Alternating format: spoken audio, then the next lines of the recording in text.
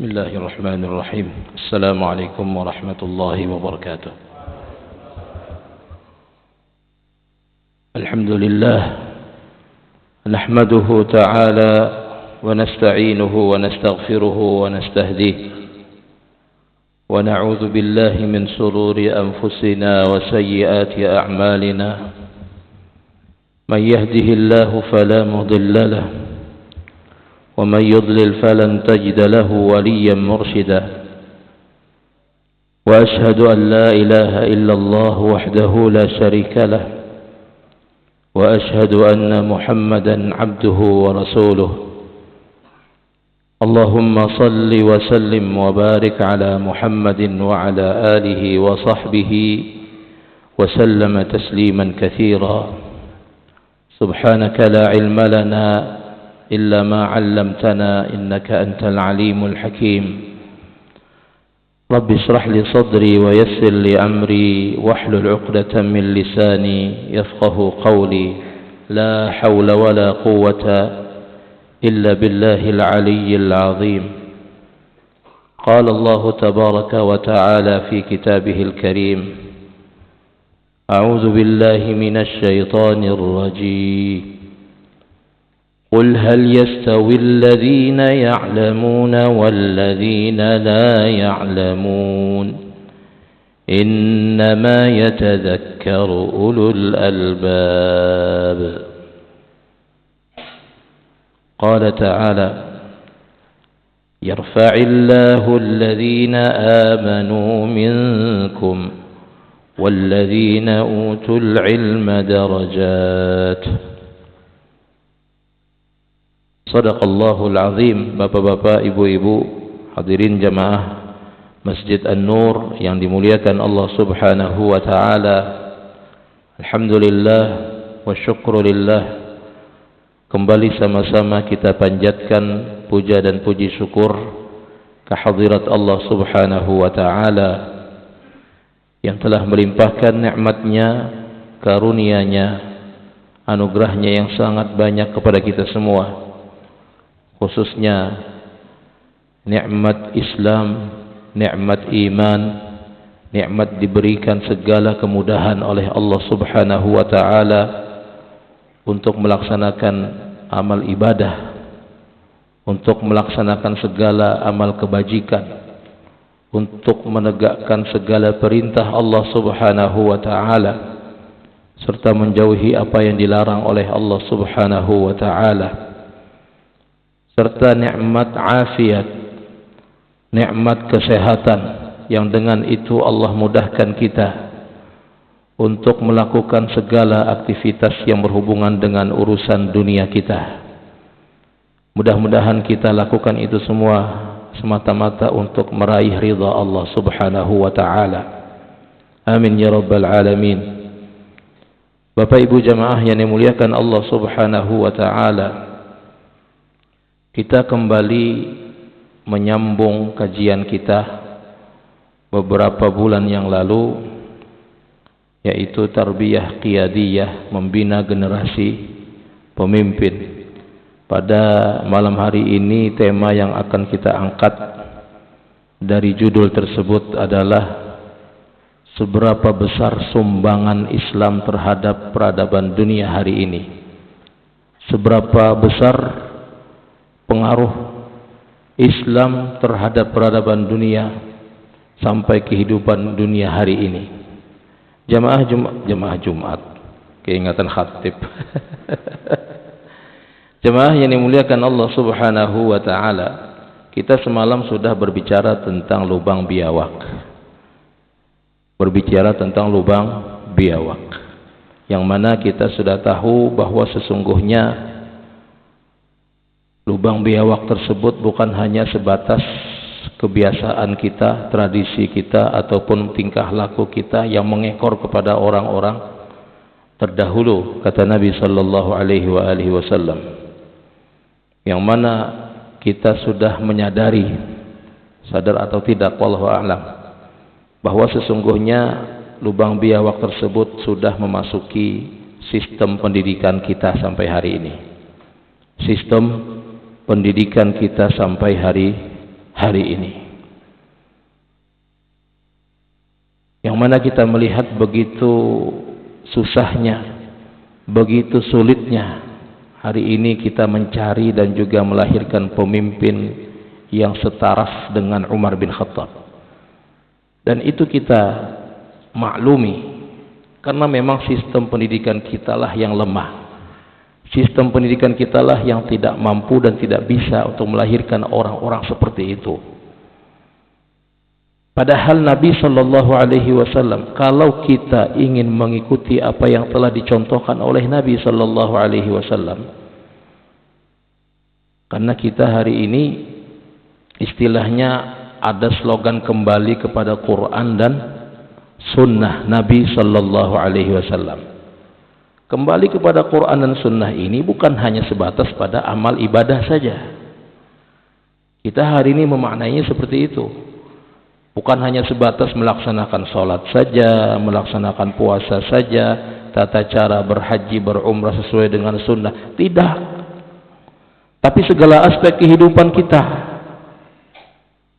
termasuk di dalamnya adalah sistem pendidikan.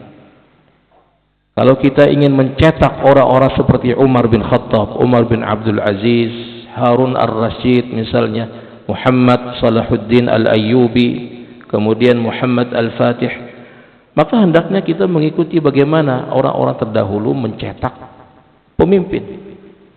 Karena mustahil kita tidak akan bisa melahirkan orang-orang semacam itu kalau sistem pendidikan kita masih berkutat seperti apa yang berjalan hari ini. Jemaah yang dimuliakan Allah. Jadi inilah kita pentingnya berbicara tentang seperti apakah sumbangan Islam terhadap peradaban dunia ini. Hal ini supaya kita bisa melihat bagaimanakah urutan yang sesungguhnya dalam memberikan pengajaran kepada anak-anak kita, khususnya anak kita, cucu kita, dan juga generasi kita yang akan datang. Karena kalau kita melihat generasi hari ini sangat-sangatlah miris sekali. Kita berjalan dari rumah sampai ke sini itu berbagai macam kafe bersusun berjajar di pinggir jalan, dipenuhi dengan anak-anak muda, laki-laki dan juga perempuan. Semuanya bukan muhrim, semuanya bukan muhrim. Jadi ini adalah merupakan sebuah gambaran bahwa seperti itulah nanti yang akan memimpin kita di kemudian hari, yang akan menjadi pemimpin negeri ini di kemudian hari. Apakah kita akan membiarkan hal semacam ini? Tentu saja tidak. Mungkin ada orang berkata, ini kan merupakan konspirasi musuh, Pak. Ini konspirasi musuh yang ingin menghancurkan peradaban kaum muslimin, yang ingin menghancurkan Islam.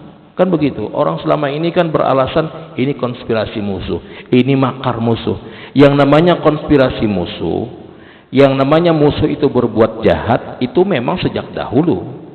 Sejak zaman Nabi sampai sekarang yang namanya musuh Islam itu pasti mereka akan merencanakan konspirasi jahat. Tapi apakah kita berpangku tangan begitu saja? Ini konspirasi, ini makar musuh. Apakah kita beralasan begitu saja tanpa kita bergerak? Karena kata Imam Malik rahimahullahu ta'ala, masyarakat ini tidak akan bisa diperbaiki kecuali sebagaimana orang-orang terdahulu memperbaiki masyarakat.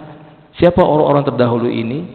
Yaitu Nabi Sallallahu Alaihi Wasallam dan juga para sahabat.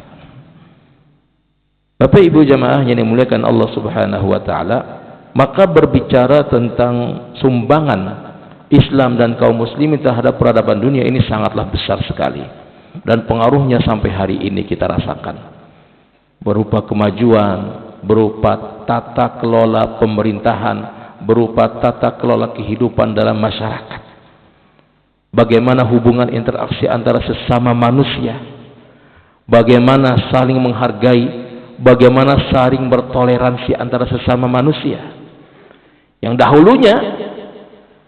dahulunya bangsa Eropa, ya, yang hari ini menguasai, bangsa Barat yang hari ini menguasai dunia, Mereka tidak paham bagaimana cara menghargai orang lain.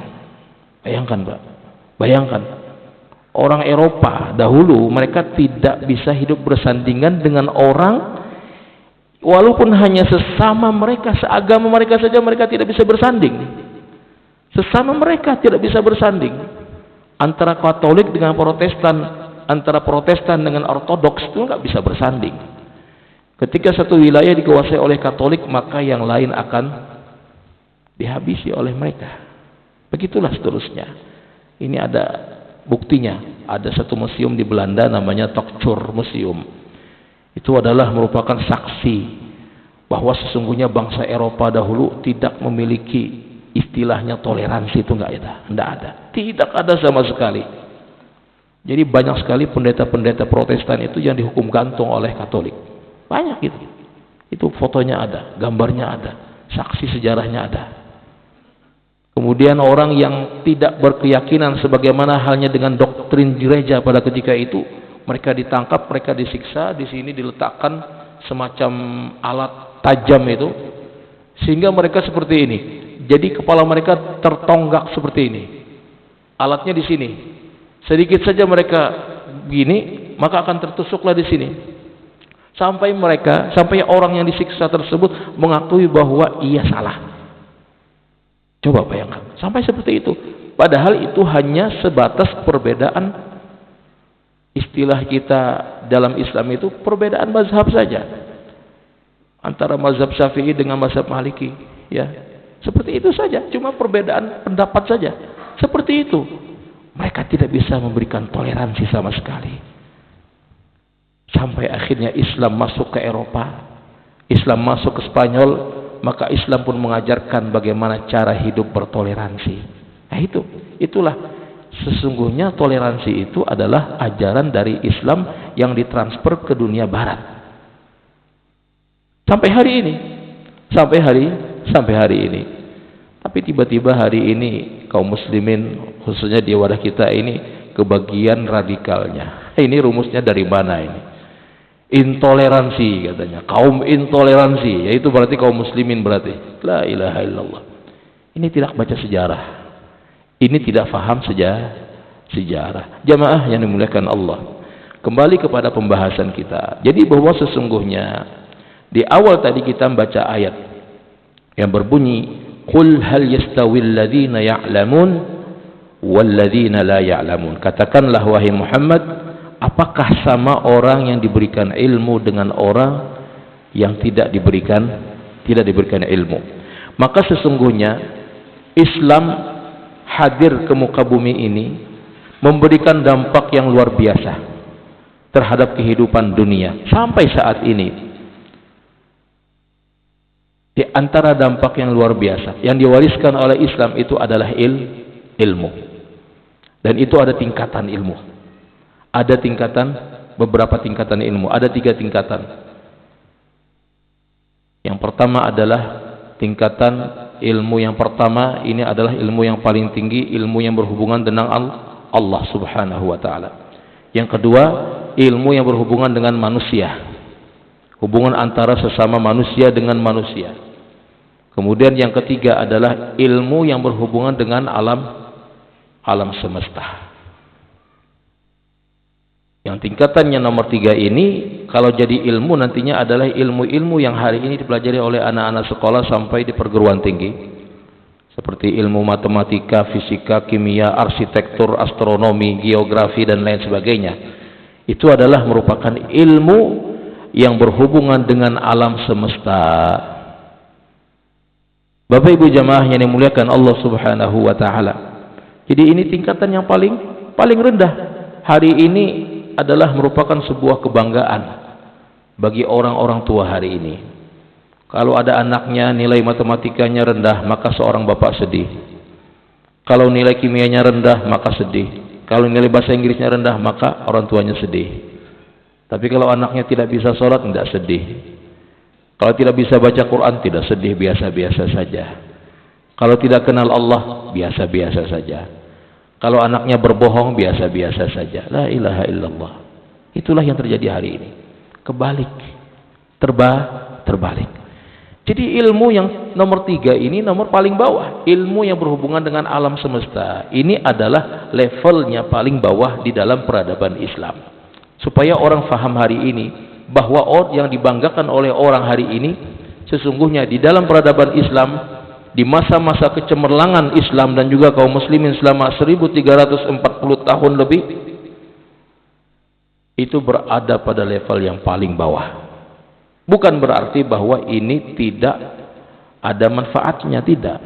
Semua ilmu tersebut akan diurusi oleh kaum muslimin dari A sampai Z.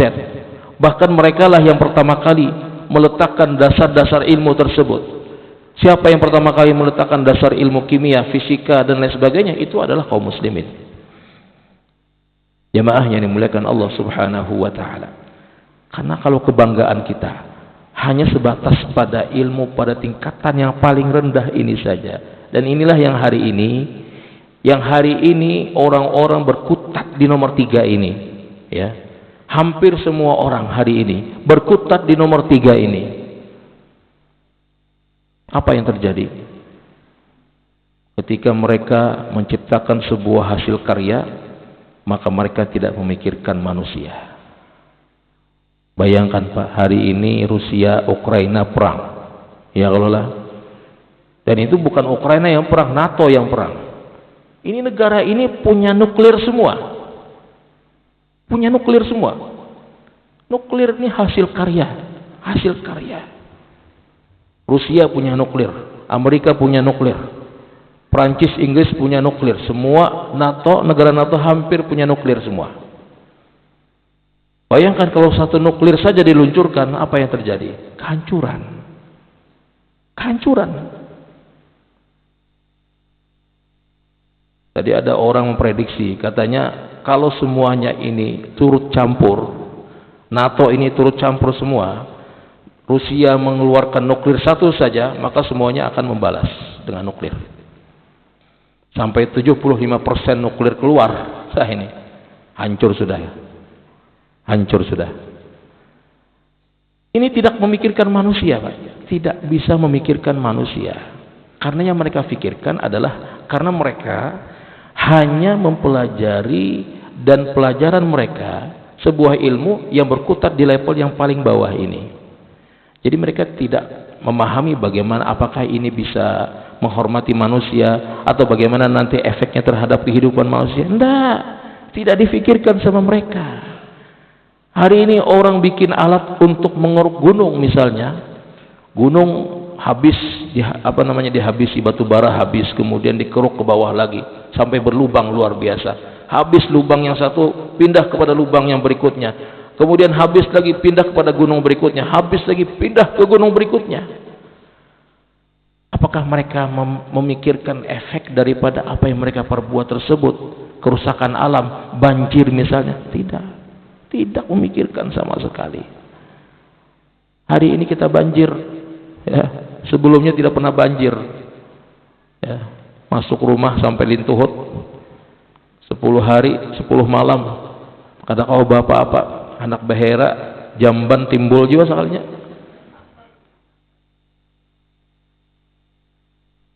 Dulu kita tidak pernah seperti itu. Kita tidak pernah seperti itu. Tapi kok sekarang seperti itu?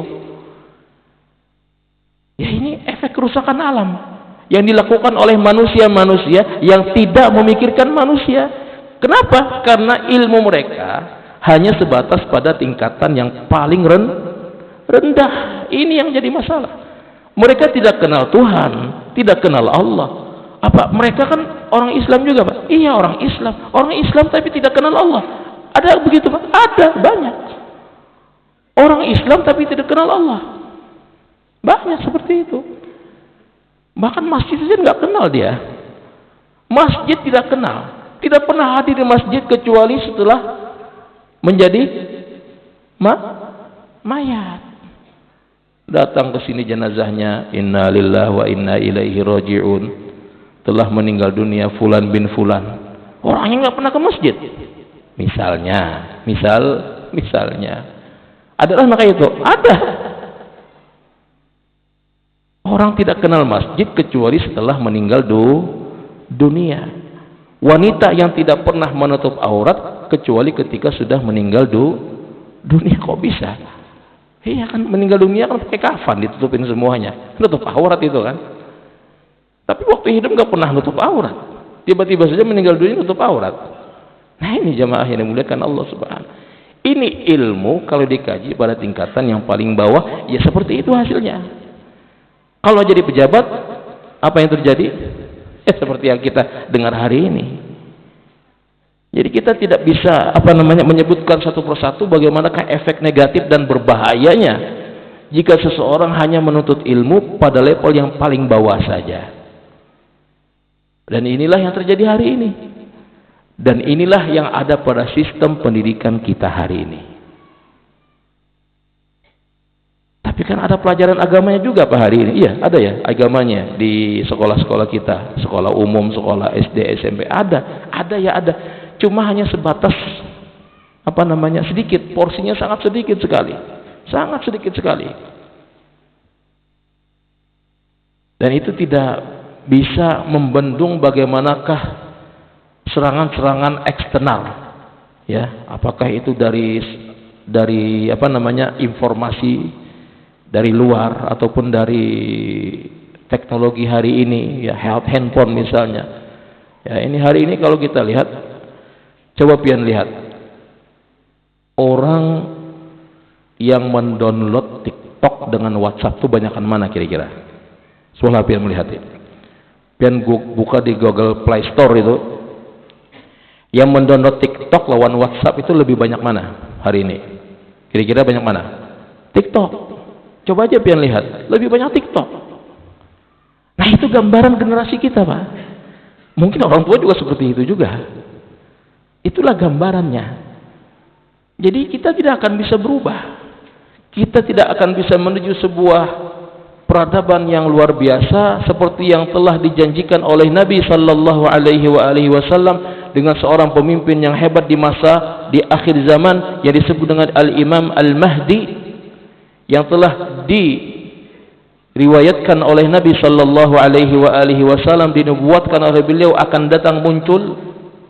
Tidak akan bisa, karena pemimpin yang luar biasa, pemimpin yang beriman, pemimpin yang bertakwa itu akan lahir dari masyarakat yang beriman. Ya, lahir dari masyarakat yang beriman. Jadi masyarakatnya dulu lahir, baru pemimpinnya yang lahir. Jadi kalau hari ini pemimpin, gambarannya pemimpinnya masyarakatnya. Bagaimana masyarakatnya, bagaimana pemimpinnya, maka lihatlah masyarakatnya. Bagaimana masyarakatnya, maka lihatlah pemimpinnya. Nah itu aja, itu kebalikannya, itu adalah gambaran, masing-masing saling menggambarkan, baik itu pemimpin atau yang dipimpin. Jamaah yang dimuliakan Allah Subhanahu wa taala. Jadi ini adalah merupakan satu hal yang sangat fatal hari ini.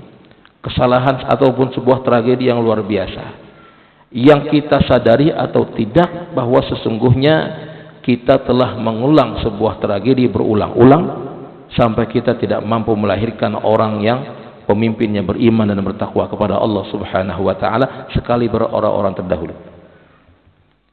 Bapak Ibu jamaah yang dimuliakan Allah Subhanahu wa taala, itu ilmu yang paling bawah.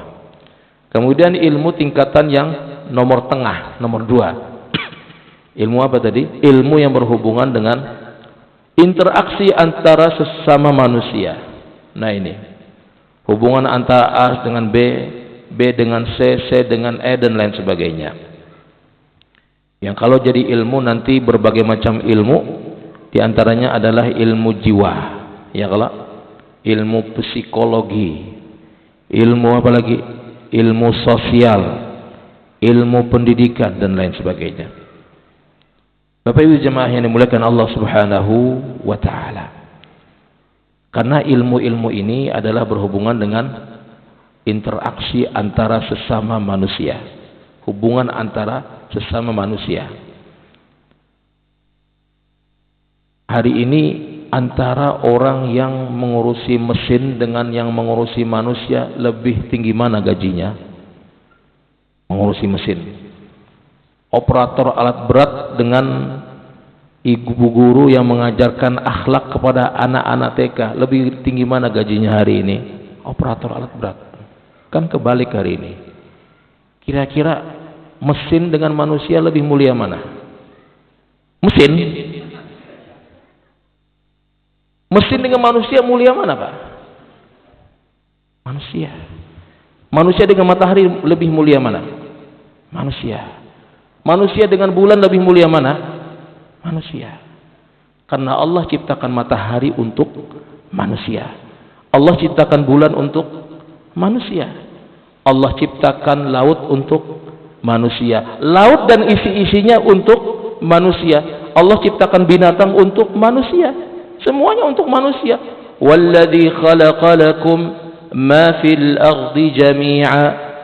Dialah Allah yang telah menciptakan untuk kalian apapun yang ada di bumi.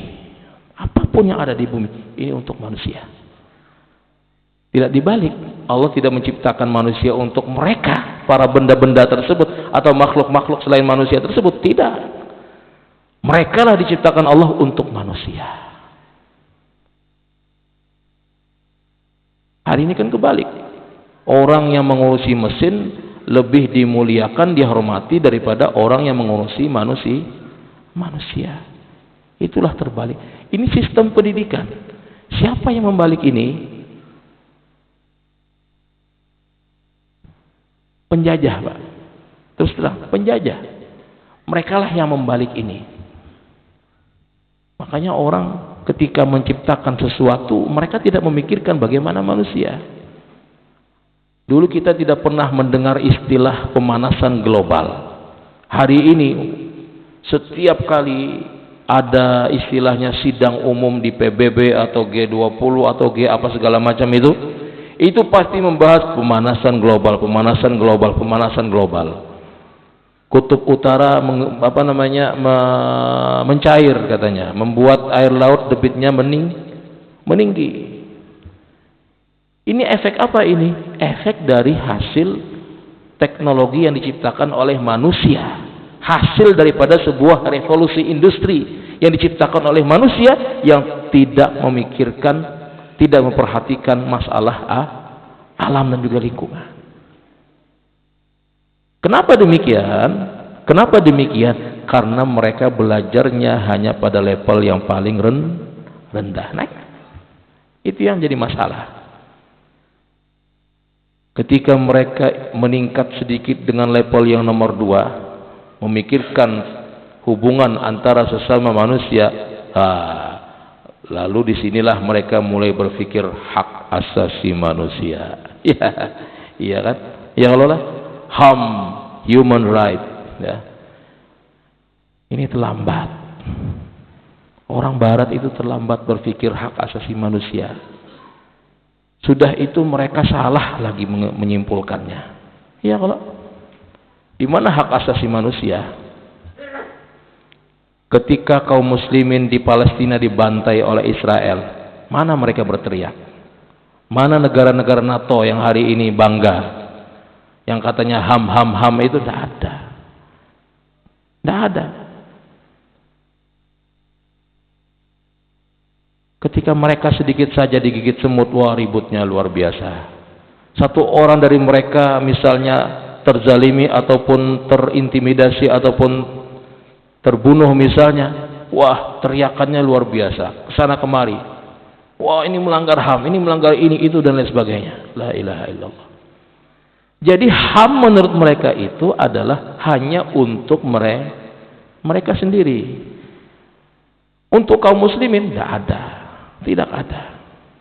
Nah itulah standar ganda yang mereka terapkan. Bapak Ibu jamaah yang dimuliakan Allah Subhanahu wa taala. Nah ini Islam bukan seperti itu. Islam yang namanya hubungan antara sesama manusia, maka seluruh aspek kehidupan yang berhubungan dengan hubungan antara sesama manusia maka harus dimuliakan. Bagaimana Islam, ya, bagaimana Islam menyikapi minoritas? Bayangkan, lihat Pak, minoritas itu bukan hanya sebatas agama saja. Bukan hanya sebatas agama, tapi minoritas itu bisa juga berhubungan dengan ras dan juga suku. Misalnya pada zaman Nabi Shallallahu Alaihi Wasallam, apakah ada kaum minoritas di sekeliling Nabi? Ada apa ada? Ada. Siapa kira-kira tokohnya? Itu agama, Pak. Ini ras. Kita berbicara ras tadi. Di antaranya adalah siapa? Bilal bin Rabah. Bilal bin Rabah itu orang Arab atau kada? Orang Arab atau kada? Bukan orang Arab Sidin. Sidin orang Afrika, orang Habasyah, kulit hitam. Tentu yang paling menonjol adalah beliau di sekeliling sahabat-sahabat Nabi Shallallahu Alaihi Wasallam yang orang Arab. Tapi bagaimana perlakuan Nabi Shallallahu Alaihi Wasallam terhadap seorang Bilal? Luar biasa, sangat luar biasa. Bagaimana penghormatan Nabi Shallallahu Alaihi Wasallam ketika Fathu Makkah, masuklah pasukan Nabi Shallallahu Alaihi Wasallam dan juga para sahabat. Lalu Bilal pun disuruh oleh Nabi untuk naik ke Ka'bah. Subhanallah. Untuk apa? Untuk apa? Untuk azan. Dengan kulit yang hitam, subhanallah. Karena Nabi mengatakan la fadla baina arabiyyin wala a'jamiyyin illa bitaqwallah. Tidak ada keutamaan, tidak ada kelebihan antara orang Arab dengan orang Ajam kecuali dengan ketakwaan kepada Allah Subhanahu wa taala. Ya ayyuhan nas, inna akramakum indallahi atqakum. Sesungguhnya semulia-mulia kalian adalah yang paling takwa di antara kalian. Subhanallah. Perlakuan Nabi kepada seorang yang berbeda ras. Bayangkan. Ada lagi kira-kira? Ada. Siapa? Contohnya Salman Al-Farisi. Sini orang Arabkah kadakah? Bukan orang Arab. Orang mana? Persia. Orang Persia. Bahasanya beda, Pak. Persia dengan Arab beda bahasanya. Tapi bagaimana perlakuan Nabi terhadap Salman Al-Farisi? Subhanallah. Salman minna min ahli bait. Subhanallah. Salman adalah bagian dari kami, kata Nabi. Dari golongan ahlul bait. Subhanallah. Bukan orang Arab sih, apalagi ahlul bait. Tapi Nabi sebagai bentuk penghormatan terhadap seorang Salman Al-Farisi, beliau katakan Salman minna min ahli bait. Salman adalah dari golongan kami, dari ahlul bait. Makanya orang Syiah mengakui Salman sebagai sahabat Nabi. Ya. Jadi ada beberapa orang sahabat Nabi yang diakui oleh orang-orang Syiah. Kenapa? Karena Salman adalah orang Persia. Jadi begitulah jamaah yang dimuliakan Allah, bagaimana Islam mengajarkan kesetaraan, penghormatan yang luar biasa kepada orang-orang yang minoritas. Bukan hanya apalagi yang berhubungan dengan agama, ya. Bagaimana penghormatan dan juga toleransinya Islam terhadap orang-orang yang tidak seagama dan juga seakidah. Umar bin Khattab radhiyallahu taala anhu ketika memasuki Baitul Maqdis, setelah Baitul Maqdis dikuasai oleh orang-orang Romawi, kemudian dikuasai oleh kaum muslimin pada masa Umar bin Khattab. Ketika Umar bin Khattab masuk ke Baitul Maqdis, maka Sidin mempersilahkan kepada orang-orang non-muslim untuk beribadah di sebagian tempat daripada Baitul Maqdis tersebut. Bayangkan, Pak. Umar bin Khattab mengizinkan orang-orang Nasrani ataupun Yahudi untuk beribadah di bagian belahan lain daripada Baitul Maqdis.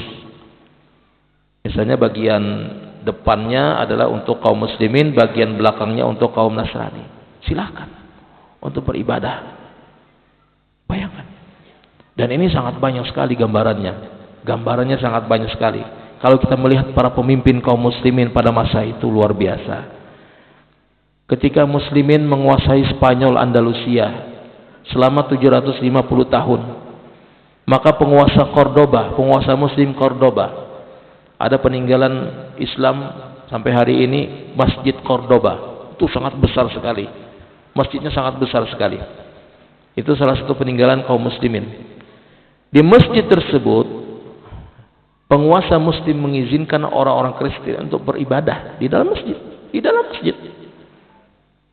Tapi dibagi, ya, bagian belakangnya mereka, bagian depannya adalah kaum muslimin. Subhanallah. Nah, ini jamaah yang dimuliakan Allah Subhanahu wa taala.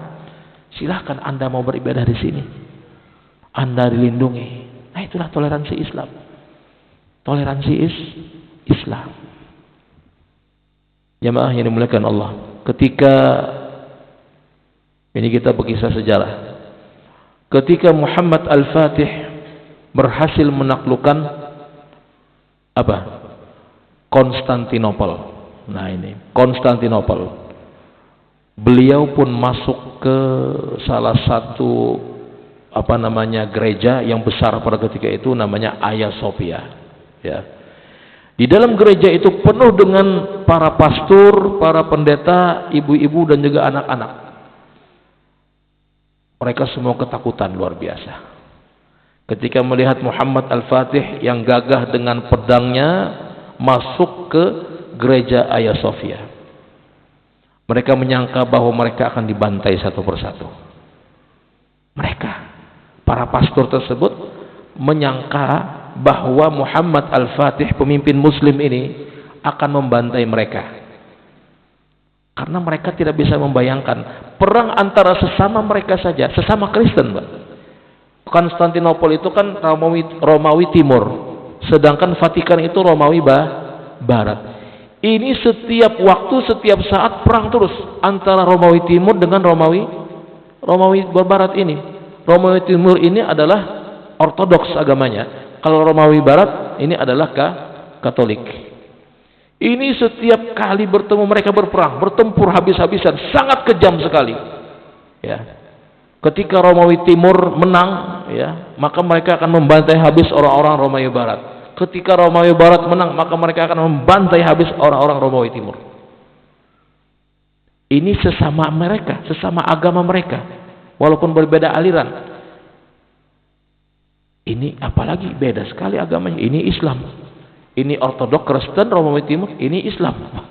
Jadi bayangan mereka pada ketika itu, kita ini habis sudah.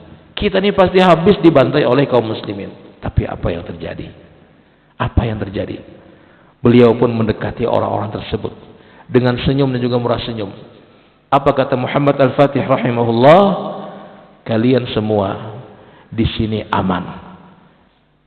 Anda semua di sini aman.